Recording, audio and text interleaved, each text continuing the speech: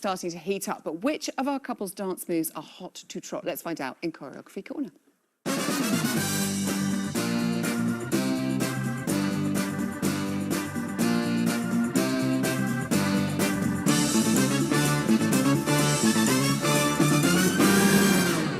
We knew she'd come back to us. Give it up for Joanne Clifton, everyone.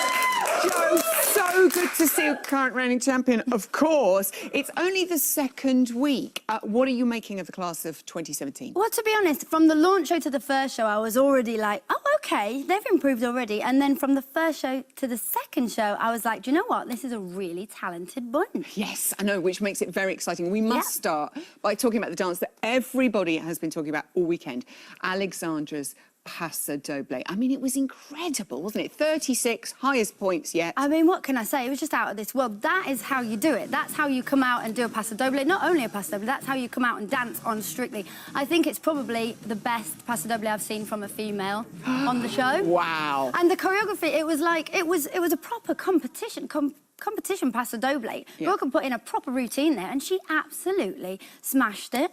Good girl. I know it's going to be so exciting to see what she does next. Right, another energetic dance now from David. His quick step. Bruno loved the passion, but he wanted more elegance. Yeah, I can understand what he means. I think he put so much energy in, which I love. He was whizzing around that floor, but it affected his hold a little bit, which is what Bruno meant, I think, because he pulled up his shoulders rather than supporting himself from these two muscles underneath your armpits, which like acting as brackets holding up a shelf. Oh, so like he should pick up from underneath rather than pulling up the shoulders. But what he did do was use his body weight really, really well. So I think it's time for a demo. Yes!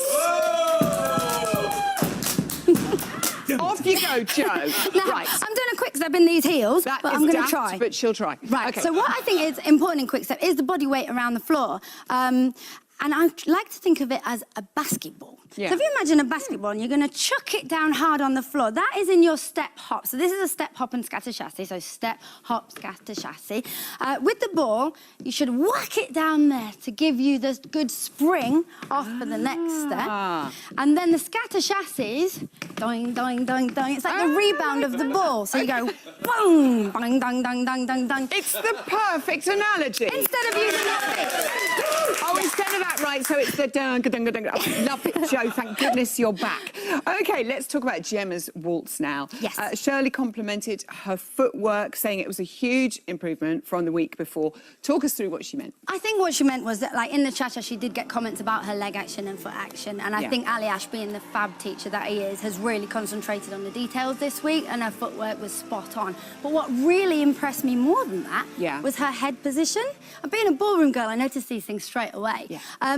And as ballroom girls, we basically have two positions when we're in a closed position to the left. One is head up, obviously chin up, long neck on both sides, and it has to point over the top of our wrist. And that's when we're in a basic position.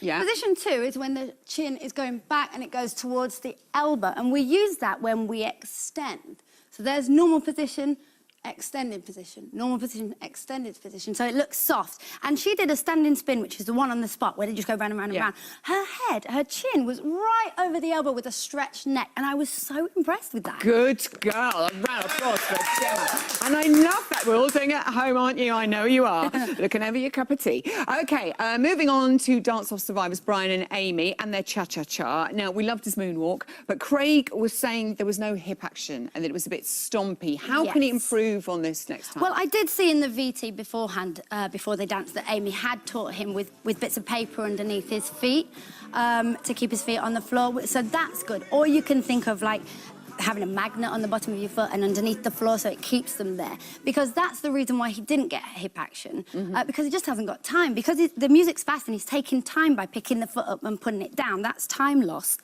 He didn't have time to do his hip action, so it should be like on the foot, hip, on the foot, hip. So 2 and 3 and 4 and 1 and foot, hip, foot, hip, foot, hip. Right. It should be like that. Got it? We've all got it. We've got it. OK, and not take your feet off the floor so much. OK.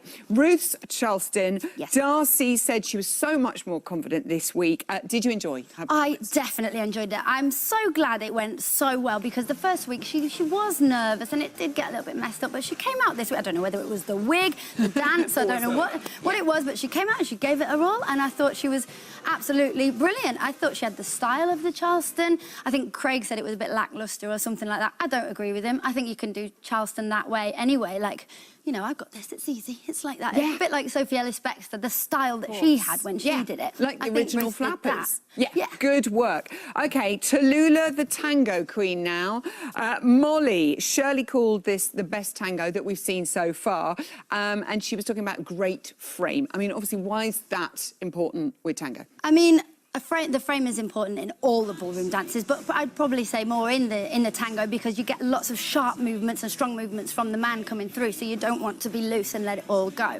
Which she didn't. I thought she did quite well. I would have loved her to have her chin up rather than down. Some of the girls like to put the chin down to get into the mood, but that's more paso doble, I think. Okay. Whereas they should be more of a snob in tango and look down the nose at people. Okay. That should be the tango. We can do that. They did mention Yeah. they did mention her shoulders 1 or 2 times, which I did agree with.